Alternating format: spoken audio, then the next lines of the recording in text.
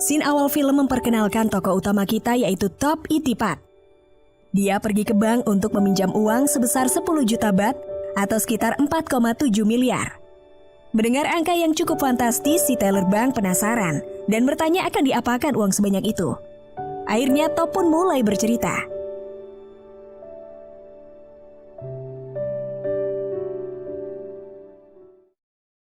Saat masih SMA, Top kerap menghabiskan waktunya bermain game online, bahkan saat di dalam kelas. Hingga suatu hari ada seseorang yang ingin membeli item senjata yang dimilikinya seharga 12.000 baht atau sekitar 5,7 juta. Meski awalnya ragu, Top pun akhirnya setuju.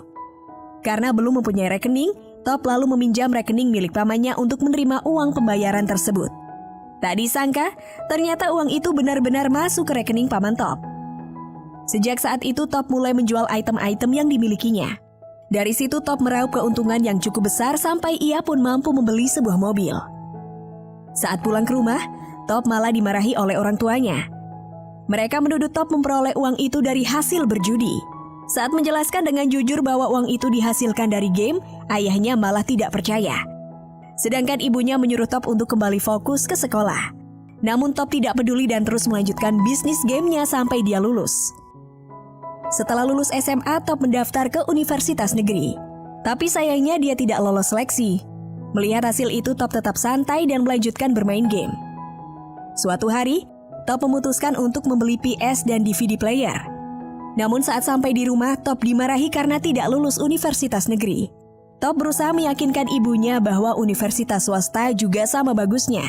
Sedangkan ayah Top merasa sangat kecewa karena biaya masuk universitas swasta sangat mahal. Setelah itu, ayah dan ibu Top terlihat membicarakan masalah keuangan mereka. Ketika melihat tabungannya, Top mulai menyadari keuangannya semakin menipis. Dan sialnya akun gamenya tiba-tiba diblokir karena dianggap digunakan untuk tujuan komersil. Top yang mulai terlihat pusing, akhirnya memutuskan untuk membeli lebih banyak DVD player yang rencananya akan dia jual kembali. Tapi saat dia mencoba memasarkannya di depan paman dan ibunya, DVD yang dibelinya itu malah rusak.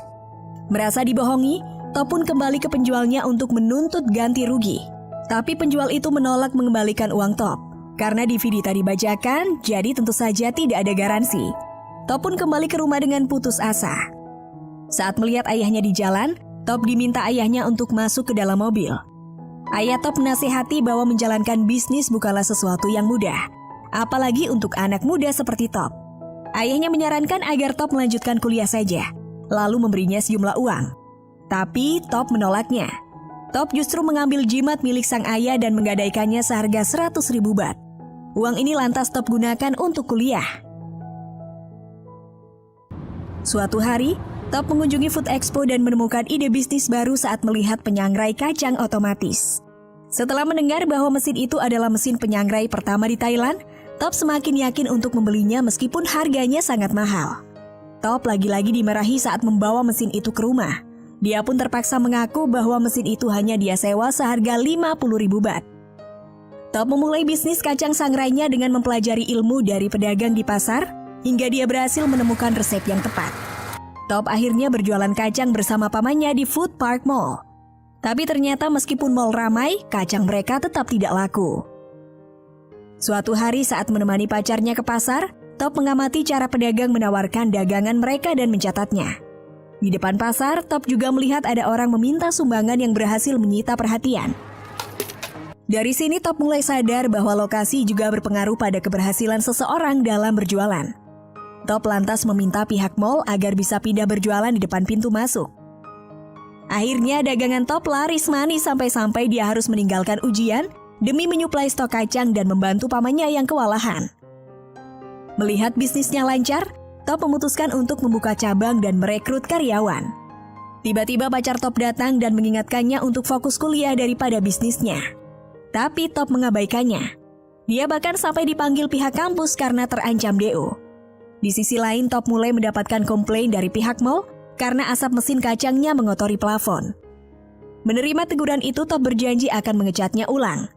Tapi sayang, saat Top mulai mengecat, pedagang lain merasa terganggu dan menyuruhnya untuk mengecatnya saat malam hari.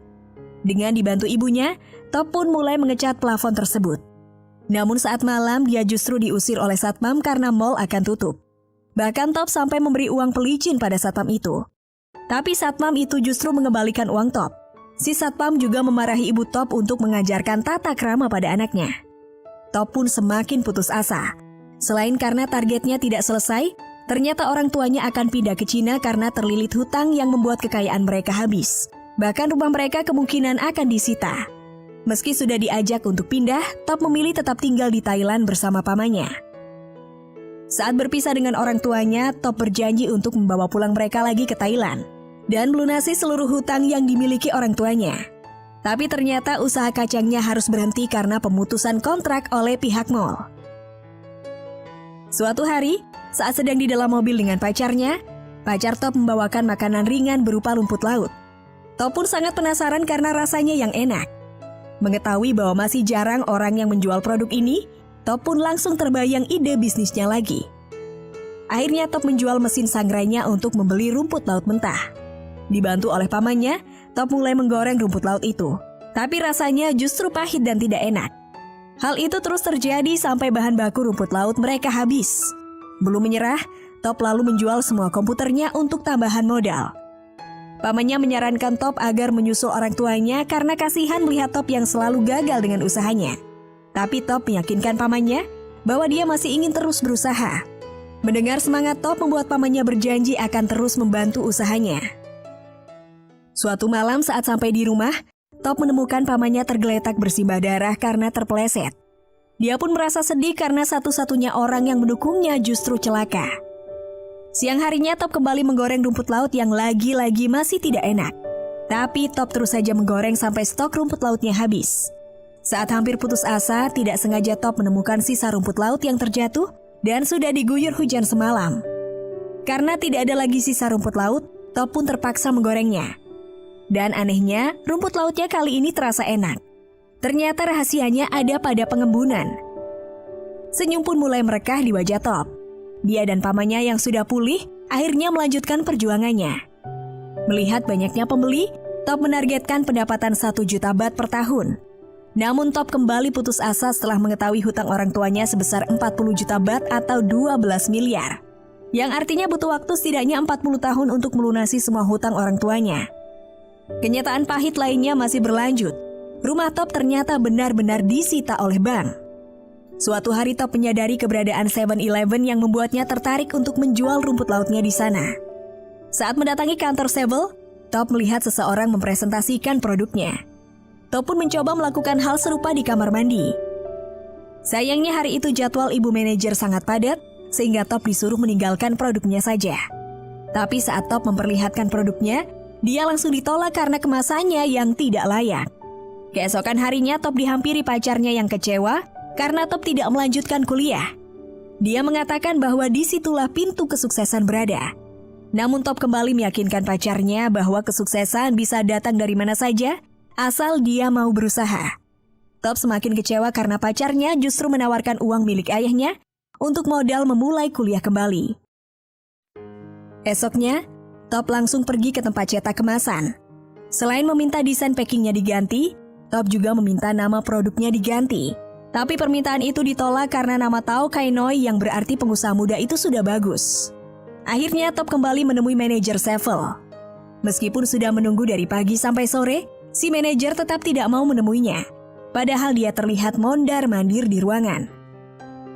Merasa tidak dihargai, Top memilih pergi dan memberikan produk yang dia bawa pada satpam. Top pun mulai putus asa. Dia sempat mengabarkan pada ibunya bahwa ia akan menyusul ke Cina. Dia juga meminta maaf pada ibunya karena tidak bisa menepati janjinya. Di sisi lain, produk Top sudah tersebar di karyawan kantor Sevel tak terkecuali ibu manajer. Hingga akhirnya dia dipanggil ke kantor Sevel. Rupanya, produk Top diterima dengan syarat dia harus menyediakan 70.000 bungkus Tao Kai Noi untuk dikirimkan ke 6.000 cabang Sevel. Selain itu, tempat produksinya harus sesuai dengan standar kebersihan pabrik. Top pun setuju meski dia kebingungan memenuhi syarat yang diberikan. Lalu kita dibawa kembali ke awal film. Tujuan Top meminjam uang ke bank ternyata adalah untuk membuat pabrik dan merekrut karyawan. Namun pinjamannya ditolak karena usianya masih 19 tahun. Karena putus asa, Top memilih menjual mobilnya untuk modal mendirikan pabrik di bekas toko orang tuanya. Di saat Top sedang berjuang, Dia malah melihat pacarnya berselingkuh dengan pria lain, alih-alih mendampingi Top yang sedang merintis usahanya. Padahal dialah salah satu orang yang ingin Top bahagiakan saat usahanya berhasil nanti. Singkat cerita, Top akhirnya berhasil membangun dan merekrut karyawan sampai pihak Seville datang untuk melakukan inspeksi. Tapi ternyata pabriknya masih belum cukup layak. Pihak Seville pun akan mempertimbangkan dan mengabarkan hasil inspeksi lewat fax. Sesaat sebelum pihak Seville akan pergi, pamannya menyuruh Top untuk menyuap mereka. Tapi dia menolak karena teringat kejadian bersama satpam mall waktu itu. Akhirnya Top berhasil memperbaiki pabriknya sesuai standar Seville. Sampai suatu hari mesin fax tiba-tiba berbunyi. Sayangnya surat tersebut tidak tercetak dengan sempurna. Top pun membaca isi surat itu di luar ruangan dan menemukan tulisan besar dengan kata disetujui. Top terlihat sangat gembira, apalagi target 70.000 bungkus produknya berhasil dia penuhi. Dia pun langsung memeluk pamannya yang selalu menemaninya saat gagal. Top berkata bahwa mereka sudah berusaha sekeras mungkin. Jika kali ini gagal lagi, dia berjanji akan fokus kuliah dan tidak akan keras kepala lagi. Saat tiba di gudang Seville, ternyata produk Top telah dikirim hingga 1 jam. Untung saja kepala gudang menghargai kegigihan Top dan memberinya keringanan sehingga produknya bisa diterima.